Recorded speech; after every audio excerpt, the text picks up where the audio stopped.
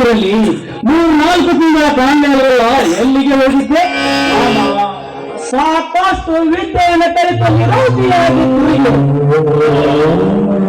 ನೌಕರಿಗೆಂದು ಮನೆಯ ಆಸ್ತಿ ಪತ್ರಗಳನ್ನು ಕಳೆದುಕೊಂಡೆ.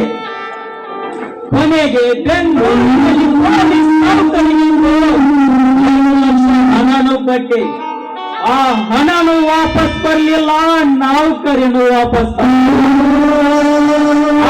ಚಿಂತೆ ಮಾಡುತ್ತಾ 3-4 ತಿಂಗಳು ಊರು ಬಿಟ್ಟು ಹೋಗಿದ್ದೆ ಮಾಮ, ಊರು ಬಿಟ್ಟು ಹೋಗಿದ್ದೆ. ಎಂತ ಹುಚ್ಚರಪ್ಪ ನೀವು! ಪರಿಚಯ ಇಲ್ಲದವರ ಹತ್ತಿರ ಅಷ್ಟೊಂದು ಹಣ ಕೊಡುತ್ತಾರ? ನೋಡಪ್ಪ, ಈ ನೌಕರಿ ಎಂಬ ಆಸೆಯನ್ನು ಬಿಟ್ಟು ಈ ಭೂಮಿಯ ತಾಯಿಯಲ್ಲಿ ಮಣ್ಣಿನ ಮಗನಾಗಿ ದುಡಿದು ಹಣ್ಣಿನ ಬೆಳೆಯನ್ನು ಬೆಳೆದು ಅಂತ ನೌಕರಿವಂತರಿಗೆ ಅನ್ನದ ದೀಕ್ಷೆ ನೀಡಬಾರದು ಮಾಮ. ಆಗಿ ಅರಸನಾಗಿ ಉಣ್ಣಬೇಕನ್ನುವ ಆಸೆ ನನಗೂ ಸಾಕಷ್ಟಿದೆ ಮಾಮ. ನಂಬಿದ ಭೂತಾಯಿ ಸಹಿತ ಈ ಊರ ಗೌಡನ ಕೈಯಲ್ಲಿದೆ. ಅದನ್ನು ಕೇಳಲು ಹೋದರೆ ಸಾಯಿಸುವ ಬೆದರಿಕೆ ಹಾಕುತ್ತಾನೆ. ಅದಕ್ಕೆ ಈ ಸಮಾಜದಲ್ಲಿ ಎಲ್ಲವನ್ನು ಕಳೆದುಕೊಂಡ ನಾನು ನಿರ್ಗತಕನಾಗಿ ತಿರುಗುತ್ತಿದ್ದೇನೆ ಮಾಮ, ನಿರ್ಗತಕನಾಗಿ ತಿರುಗುತ್ತಿದ್ದೇನೆ. ನೋಡಿ ವಿಜಯ್, ಆ ಗೌಡನ ಕೈಯಲ್ಲಿ ನಿನ್ನದಷ್ಟೇ ಆಸ್ತಿ ಇಲ್ಲ. ನಮ್ಮ ಊರಿನ ಪ್ರತಿಯೊಬ್ಬರ ರೈತರ ಆಸ್ತಿ ಅವನ ಕೈವಶವಾದದ್ದು. ಅದು ಅಷ್ಟೇ ಅಲ್ಲ, ಈ ನಿಮ್ಮ ಮಾವನ 45 ಎಕರೆ ಸಹಿತ ಅವನ ಕಬ್ಜಾದಲ್ಲಿದೆ. ಅಷ್ಟೊಂದು ಆಸ್ತಿಯನ್ನು ಅವನ ಕಬ್ಜಾದಲ್ಲಿ ಬಿಟ್ಟು ನೀವೇಕೆ ಸುಮ್ಮನೆ ಕುಳಿತಿವ್ರಿ ಮಾತವ? ಹೋಗಿ ಕೇಳಬಾರದು? ನಾನು ಸಾಕಷ್ಟು ಸಾರಿ ಹೋಗಿ ಕೇಳಿದೆ ವಿಜಯ್. ಆದರೆ ಆ ಗೌಡ ನಿನ್ನ ತಂದೆ ನಮ್ಮ ಹತ್ತಿರ ಸಾಕಷ್ಟು ಸಾಲ ಇಸಿದುಕೊಂಡು ಹೋಗಿ ನಮಗೆ ಬಡ್ಡಿಯಲ್ಲಿ ಊಟ ಮಾಡೋದಕ್ಕೆ ಕೊಟ್ಟಿದ್ದಾನಂತೆ ಹೇಳುತ್ತಾನೆ ಆ ಗೌಡ. ಅಂದರೆ ಮಾಮ, ನಿಮ್ಮ ಆಸ್ತಿ ಪತ್ರಗಳು ಆ ಗೌಡನ ಹೆಸರಿನಲ್ಲಿ ಖರೀದಿಯಾಗಿದ್ದವ? ಇನ್ನೂ ಇಲ್ಲ ವಿಜಯ್. ನನ್ನ ತಂದೆ ಮನೆ ಸಂಸಾರ 30,000 ಸಾಲ ತೆಗೆದುಕೊಂಡು ಆ ಗೌಡರಿಗೆ ಬಡ್ಡಿಯಲ್ಲಿ ಊಟ ಮಾಡೋದಕ್ಕೆ ಬಿಟ್ಟಿದ್ದನಂತೆ. ನನ್ನ ತಂದೆ ಸತ್ತ ನಂತರ 30,000 ಸಾಲ ತೆಗೆದು ಹಾಕಿ 30 ಲಕ್ಷ ಮಾಡಿ ಇಟ್ಟಿದ್ದಾನೆ ಆ ಗೌಡ.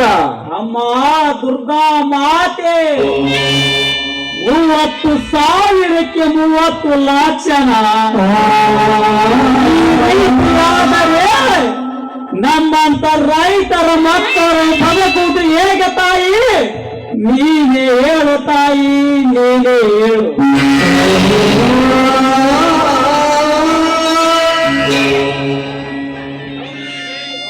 ಹೌದು ವಿಜಯ್, ನನ್ನ ತಂದೆ ಸತ್ತ ನಂತರ ಆಸ್ತಿ ಕೂಡ ನನ್ನ ಹೆಸರಿಗಾಗಿದೆ.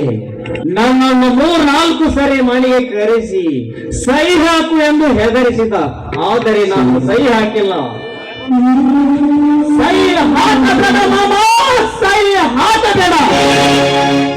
ಆ ತ್ರೇತಾಯುಗದಲ್ಲಿ ಸೀತೆಯನ್ನು ರಾವಣನು ಹೊತ್ತೊಯ್ದ ನಂತರ ರಾಮ ಲಕ್ಷ್ಮಣ ಲಂಕೆಯಲ್ಲಿ ಯುದ್ಧ ಮಾಡಿ ಸೀತೆಯನ್ನು ರಕ್ಷಣೆ ಮಾಡಿದರು. ದ್ವಾಪರ ಯುಗದಲ್ಲಿ ಪಾಂಡವರು ತಮ್ಮ ರಾಜ್ಯಕ್ಕಾಗಿ ಕೌರವರ ಮೇಲೆ ಯುದ್ಧ ಮಾಡಿ ತಮ್ಮ ರಾಜ್ಯವನ್ನು ಪಡೆದರು. ಈ ಕಲಿಯುಗದಲ್ಲಿ ಈ ಭೂತಾಯಿ ಸವಿದು ಮಾಡುತ್ತನ್ನು ನಾವು ಮಾಡಿ ಆ ದುಷ್ಟ ಗೌಡನಿಗೆ ಸರಿಯಾಗಿ ಪಾಠ ಕಲಿಸಿ ಮರಳಿ ನಮ್ಮ ಆಸ್ತಿ ಪಡೆಯೋಣ ಮಾಮ, ಮರಳಿ ನಮ್ಮ ಆಸ್ತಿ ಪಡೆಯೋಣ. ಅದಕ್ಕೂ ಒಂದು ಕಾಲ ಬರಬೇಕು ವಿಜಯ್. ಎಲ್ಲಿವರೆಗೂ ನಾವು ತಾಳಬೇಕು? ಈ ಬಡವನ ಇಡಲು ಬೆಂಕಿಯ ಸಿಡಿಲಾದಾಗ ಆ ದುಷ್ಟ ಗೌಡರು ಸುಟ್ಟು ಭಸ್ಮವಾಗುತ್ತಾನೆ. ಅಲ್ಲಿವರೆಗೂ ನಾವು ತಾಳಬೇಕು. ಆಮ ಆ ದೇವೇಗೌಡ ಈಗ ಕಾವು ಕಾಣದ ಕಬ್ಬಿನ ಬಿತ್ತಂತೆ. ಆ ಕಬ್ಬಿನಕ್ಕೆ ಸಾಕಷ್ಟು ಕಾವನ್ನು ಕೊಟ್ಟು ಸಂಭಾವನೆಯಿಂದ ತಿನ್ನಬೇಕು. ಆ ದುಷ್ಟ ಗೌಡನ ಮನಸ್ಸನ್ನು ವಿಜಯ್, ಆ ದುಷ್ಟ ಗೌಡನ ಮನಸ್ಸನ್ನು ತಿದ್ದುವುದಕ್ಕಾಗಿ ಸಾಕಷ್ಟು ರೈತರ ಪಣ ತೊಟ್ಟಿದ್ದಾರೆ.